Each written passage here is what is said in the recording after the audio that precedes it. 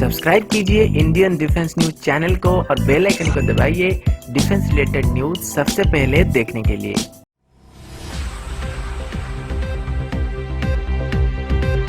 नमस्कार दोस्तों, मेरा नाम है अंशुमन नायक और आप सभी का बहुत बहुत स्वागत है इंडियन डिफेंस न्यूज की डिफेंस टॉक सीरीज में, जहां पर हम रोज नए नए डिफेंस अपडेट्स के बारे में बात करते हैं। तो चलिए देर ना करते हुए आज की वीडियो शुरू करते हैं। आज की पहली अपडेट PL-15 मिसाइल की तरफ से है। जैसे कि आप सभी को कल मैंने बताया था कि स्पुतनिक में एक आर्टिकल आया था जिसमें यह बताया गया था कि PL-15 मिसाइल की वजह से VVR रेंज में पाकिस्तानी एयरफोर्स के पास इंडियन एयरफोर्स के मुकाबले एडवांटेजेस रहने वाली है। तो आज इसी पर काउंटर आर्टिकल आना शुरू हो चुके हैं और रिसेंटली एक टॉप डिफेंस न्यूज साइट में एक रिपोर्ट आई है जिसके मुताबिक PL-15 मिसाइल में सेम कन्वेंशनल रॉकेट मोटर का इस्तेमाल किया जाता है जिस तरीके की मोटर आम मीडियम रेंज की एयर टू एयर मिसाइल में किया जाता है। लेकिन अगर साइज की बारे में बात करें तो ये AMRAAM मिसाइल में साइज में थोड़ा सा बड़ा है और ये इस वजह से है क्योंकि इसमें एक एडिशनल बूस्टर को अटैच किया गया है। इस वजह से इसकी रेंज AMRAAM और R-77 से ज्यादा क्लेम किया जाता है। लेकिन ज्यादातर डिफेंस एक्सपर्ट्स, चाहे वो इंडियन ओरिजिन से हो या फिर वेस्टर्न ओरिजिन से हो, उनका मानना यह है कि हालांकि चाइना इसकी रेंज को 300 किलोमीटर बता रहा है, लेकिन इसकी एक्चुअल रेंज 200 किलोमीटर तक ही होने वाली है और वो भी बड़े एयरक्राफ्ट यानी कि AWACS या फिर टैंकर के लिए है, जबकि फाइटर साइज एयरक्राफ्ट के लिए इसकी रेंज काफी कम रहने वाली है क्योंकि आमतौर पर फाइटर जेट जैसे हाईली मैनेवरेबल टारगेट का पीछा करते वक्त मिसाइल अपनी एनर्जी को काफी तेजी से ब्लीड करते हैं और इसी वजह से जो कन्वेंशनल VVR मिसाइल होते हैं, चाहे वो R-77 हो या फिर AMRAAM मिसाइल हो, उनकी मैक्सिमम रेंज 100 किलोमीटर से ज्यादा होने के बावजूद भी उनकी इफेक्टिव रेंज यानी कि नो एस्केप जोन 15 से 20 किलोमीटर तक होती है। लेकिन मीटियोर मिसाइल के साथ ये 60 किलोमीटर से भी ज्यादा है और ये रैमजेट टेक्नोलॉजी की वजह से है।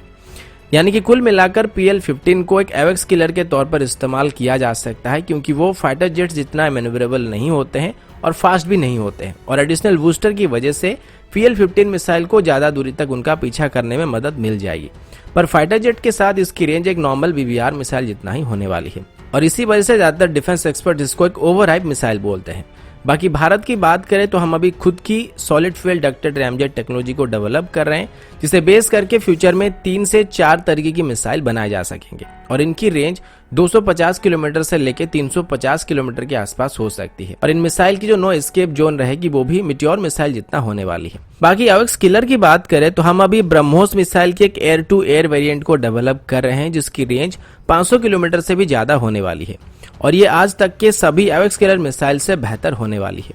बाकी अगर आप हमारी खुद की SFDR मिसाइल के बारे में जानना चाहते हैं तो DRDO के साइंटिस्ट खुद इसको एक्सप्लेन कर रहे हैं। उस वीडियो का लिंक आपको पिन कमेंट में और वीडियो के अंत में मिल जाएगा। अगला अपडेट F-15 को लेके है। जैसे कि आप सभी जानते हैं कि रिसेंटली बोइंग की तरफ से F-18 के साथ साथ अपनी F-15EX ईगल को भी MMRCA टेंडर में ऑफर करने का प्लान किया गया है।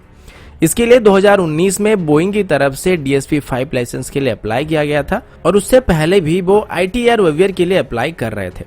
और ये दोनों मिलने के बाद वो F-15 की टेक्नोलॉजी को किसी तीसरे देश के साथ शेयर कर पाएंगे। तो जाहिर सी बात है कि अगर वो MMRCA टेंडर में शामिल होते हैं तो उनको F-15 को भारत में मैन्युफैक्चर करना पड़ेगा और इसकी टेक्नोलॉजी को इंडियन कंपनी के साथ भी शेयर करना पड़ेगा, जिस वजह से वो दोनों लाइसेंस के लिए बोइंग की तरफ से अप्लाई किया गया था। अब जब से ये खबर सामने आई है तो इंडियन डिफेंस फोरम में एक हाइप मचा हुआ है कि MMRCA टेंडर में अभी एक बहुत बड़ा कंपटीशन होने वाला है, लेकिन सच मानिए ऐसा कुछ भी नहीं होने वाला है। वजह यह है कि MMRCA टेंडर के अंदर हम एक मीडियम मल्टी रोल फाइटर ढूंढ रहे हैं जिसकी RCS कम हो और इससे हर तरीके की रोल में हम इस्तेमाल कर सके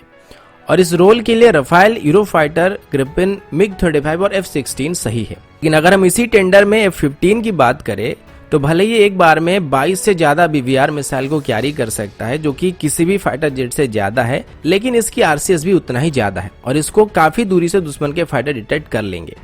और अगर प्रिसिशन स्ट्राइक की बात करें या फिर डीप स्ट्राइक की बात करें तो हम इसका इस्तेमाल वहां पर नहीं कर पाएंगे, लेकिन इंडियन एयरस्पेस के अंदर इसको एयर डिफेंस के लिए इफेक्टिवली इस्तेमाल किया जा सकता है। पर दूसरी तरफ अगर हमें MMRCA टेंडर में एक हैवीवेट फाइटर को चुनना है तो हम F-15 के बदले Su-35 को चुन सकते हैं क्योंकि पहले ही हमारे पास Su-30 को मैन्युफैक्चर करने के लिए जो फैसिलिटी मौजूद है वहां पर इनको मैन्युफैक्चर किया जा सकता है। साथ ही हमारे पायलट्स भी इसके साथ फेमिलियर हैं और ये F-15 के मुकाबले हर मायने में बेहतर है। F-15 के बदले Su-35 लेने से हमें यह हर मामले में सस्ता भी पड़ने वाला है। लेकिन इंडियन एयरफोर्स अभी और हैवीवेट फाइटर्स को नहीं लेना चाहता है, क्योंकि वक्त के साथ साथ एरियल एंगेजमेंट के रूल भी बदल चुके हैं। अभी स्टेल्थ का जमाना आ चुका है और अभी दुश्मन के नजर में आए बिना उन पर हमला करने की जरूरत है। F-15 जब लॉन्च हुआ था तब इतने पावरफुल रडार नहीं थे और surface to air missile technology इतने एडवांस नहीं हुए थे, और ना ही उस वक्त इसको काउंटर करने के लिए उनके ओपोनेंट्स के पास इसकी बराबरी का कोई फाइटर था। लेकिन अभी ये हॉस्टाइल एनवायरनमेंट में ज्यादा समय तक टिक नहीं पाएंगे, और ये बात अभी खुद यूनाइटेड स्टेट एयरफोर्स की ऑफिशियल की तरफ से बताया गया है। लेकिन फिर भी यूनाइटेड स्टेट एयरफोर्स में अभी 144 F-15EX को इंडक्ट किया जाएगा, लेकिन वो इसको मेनली होमलैंड डिफेंस के लिए इस्तेमाल करने वाले हैं। अगला अपडेट चाइना और पाकिस्तान को लेके है। तो कुछ दिन पहले एक अपडेट आया था, एक चाइनीज शिप को कंदला पोर्ट में डिटेन किया गया था और ये शिप कराची जा रही थी, और इस शिप से कुछ डुअल यूज टेक्नोलॉजी को उस वक्त सीज किया गया था। डीआरडीओ के एक्सपर्ट्स के द्वारा इसकी जांच भी की जा रही थी, और अभी डीआरडीओ की तरफ से बताया गया इस शिप में एक ऑटोक्लेव को चाइना से पाकिस्तान लिया जा रहा था, जो कि 18x4 मीटर की थी, और इस ऑटोक्लेव को मास डिस्ट्रक्टिव वेपन को बनाने के लिए इस्तेमाल किया जा सकता है। इसके बारे में अभी डीआरडीओ की तरफ से Kandla custom, ministry of external affair और हमारी नेशनल सिक्योरिटी प्लानर्स को इन्फॉर्म कर दिया गया है। डीआरडीओ के मिसाइल साइंटिस्ट के मुताबिक इस ऑटोक्लेव को वेरी लॉन्ग रेंज मिसाइल के लिए मोटर को बनाया जा सकता है, जिनकी रेंज 1500 किलोमीटर से ज्यादा हो सकती है, या फिर इसे सैटेलाइट की लॉन्च व्हीकल के लिए भी इस्तेमाल किया जा सकता है। लेकिन फिर भी इसे जिस तरीके से लिया जा रहा था ये गलत था, और weapon of mass destruction and there delivery system act 2005 के अंदर भारत अभी चाइना और पाकिस्तान दोनों के खिलाफ कंप्लेन कर सकता है, और इन दोनों को एक्सपोज भी कर सकता है कि ये गलत तरीके से न्यूक्लियर वेपन्स को इधर उधर कर रहे हैं। अगर पाकिस्तान की न्यूक्लियर प्रोग्राम के बारे में बात करें तो पहले नॉर्थ कोरिया और फिर चाइना ने पाकिस्तान को न्यूक्लियर वेपन्स बनाने में मदद किया है, और अभी अगर पाकिस्तान के पास जितने भी न्यूक्लियर मिसाइल हैं वो सभी चाइनीज टेक्नोलॉजी है। अगर अभी भारत ये साबित कर देता है कि चाइना पाकिस्तान को गलत तरीके से न्यूक्लियर वेपन को बनाने में मदद करता है, तो इन दोनों के ऊपर काफी हेवी पनिशमेंट लगाया जा सकता है। और वैसे भी चाइना अभी बेमतलब ही भारत के एनर्जी बिट को रोकने की कोशिश कर रहा है, लेकिन अभी हमारे पास मौका है कि हम इंटरनेशनल कम्युनिटी के सामने चाइना और पाकिस्तान दोनों को एक्सपोज करें।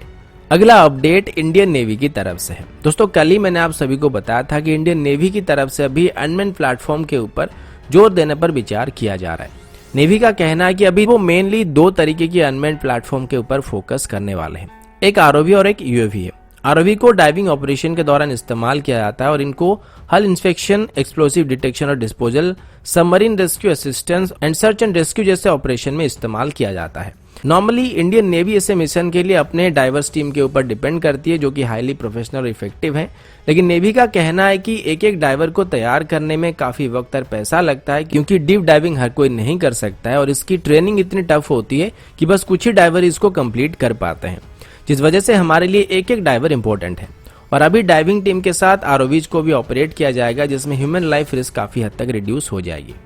वहीं पर यूएवीज की बात करें तो अभी नेवी सर्चर और हेरॉन जैसे यूएवीज का इस्तेमाल कर रही है, और इनके लिए एक डेडिकेटेड एयर स्क्वाड्रन को भी अभी नेवी की तरफ से फॉर्म किया गया है। नेवी की तरफ से जिन हेरॉन यूएवीज का इस्तेमाल किया जाता है उसमें एक मैरीटाइम रडार लगा हुआ है, जो कि इसकी सर्वेलेंस को बेहतर बनाने के साथ साथ इसकी टारगेट ट्रैकिंग कैपेबिलिटी को भी बेहतर बनाती है, और ये over the horizon data transmission कर सकते हैं, जिस वजह से इनसे दिए गए कोऑर्डिनेट्स की मदद से शिप बेस्ड वेपन को भी फायर किया जा सकता है। तो दोस्तों, अभी के लिए इतना ही। मिलता हूं आपसे अगले वीडियो में, तब तक के लिए जय हिंद, वंदे मातरम।